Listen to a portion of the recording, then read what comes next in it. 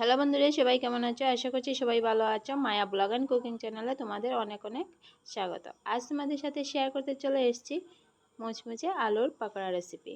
তো কিভাবে এই পাকোড়া রেসিপিটা করছি পুরো ভিডিওটা দেখতে হলে কিন্তু স্কিপ না করে পুরো ভিডিওটা তোমাদের দেখতে হবে। ভিডিও শুরুতে একটা লাইক দিয়ে রেসিপিটি দেখা শুরু করবে। চ্যানেলে নতুন হয়ে থাকলে চ্যানেলটি সাবস্ক্রাইব করার অনুরোধ রইল। তাহলে চলো এবার রেসিপিটা শুরু করা যাক। এখানে দেখো আমি 3টে আলুর খোসা ভালো মতো ছাড়িয়ে নিয়েছি। একটা বড় সাইজের আর দুটো ছোটো সাইজের আলু নিয়েছি। দেখো এখানে একটা আমি গ্রেটার নিয়েছি। গ্রেটারের সাহায্যে 3টে আলু গ্রেট করে নেব। তোমরা চাইলে কিন্তু চাকু দিয়ে কেটে নিতে পারো বা দাওয়ার সাহায্যেও কিন্তু ছোটো ছোটো করে কেটে নিতে পারো। আমি এভাবে গ্রেট করে নেব 3টে আলু।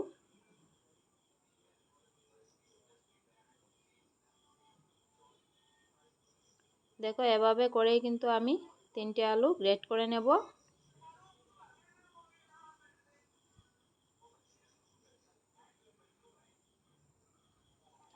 তো এখানে দেখো আমার গ্রেট করা হয়ে গেছে।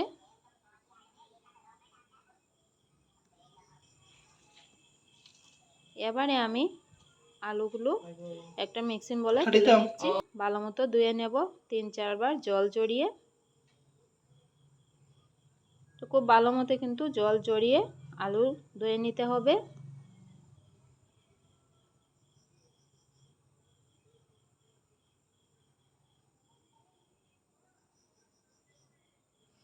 এভাবে খুব ভালো মতো আলু ধুয়ে নিলে কিন্তু পকোড়াগুলো অনেকটাই ক্রিস্পি হবে।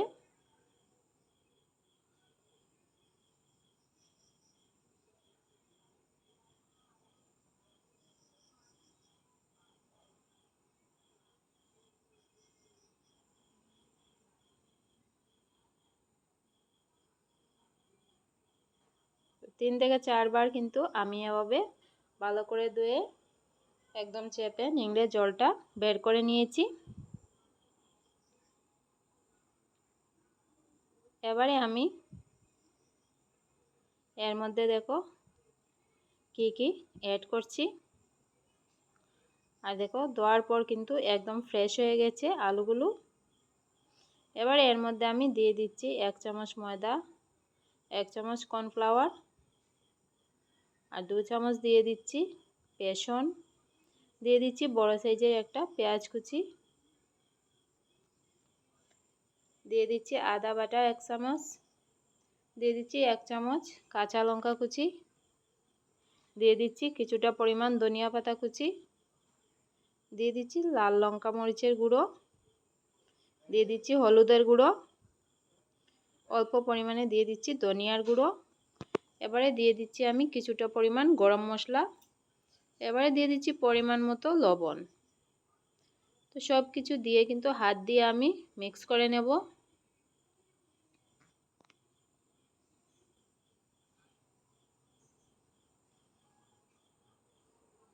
তো এখানে দেখো আমার মিক্স করা হয়ে গেছে।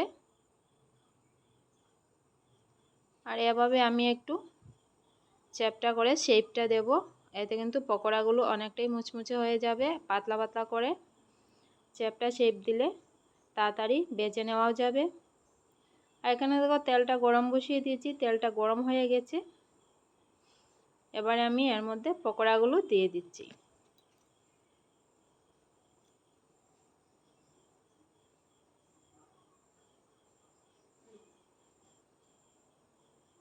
এই পকোড়াগুলো ভাজার সময় কিন্তু অনেকটা তেল দিয়েই ভেজে নিতে হবে, তাহলে কিন্তু পকোড়াগুলো দেখতেও সুন্দর হবে। দেখো একটা সাইড হয়ে গেছে, আর একটা সাইড ঘুরিয়ে দিচ্ছি।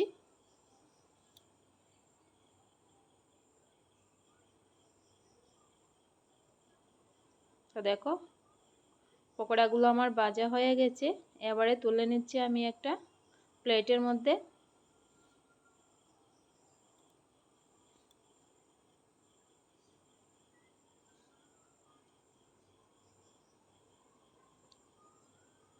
এবারে দিয়ে দিচ্ছি আমি বাকি পকোড়াগুলো।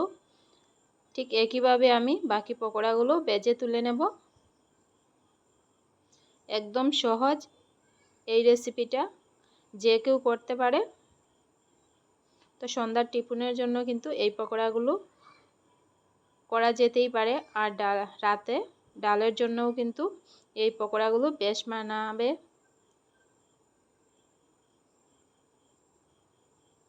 তো দেখো বন্ধুরা, এখানে আমার সবগুলো পকোড়া তৈরি হয়ে গেছে। এবারে তুলে নিচ্ছি। তো পকোড়া রেসিপিটা তোমাদের কাছে কেমন লাগলো জানিও। আর এবারে একটু টমেটো সস দিয়ে পরিবেশন করে নিচ্ছি। রেসিপিটা ভালো লেগে থাকলে লাইক, কমেন্ট, শেয়ার, সাবস্ক্রাইব করে আমার পাশে থেকো। দেখা হচ্ছে অন্য আরও একটি ব্লগ বা রেসিপিতে তোমাদের সাথে।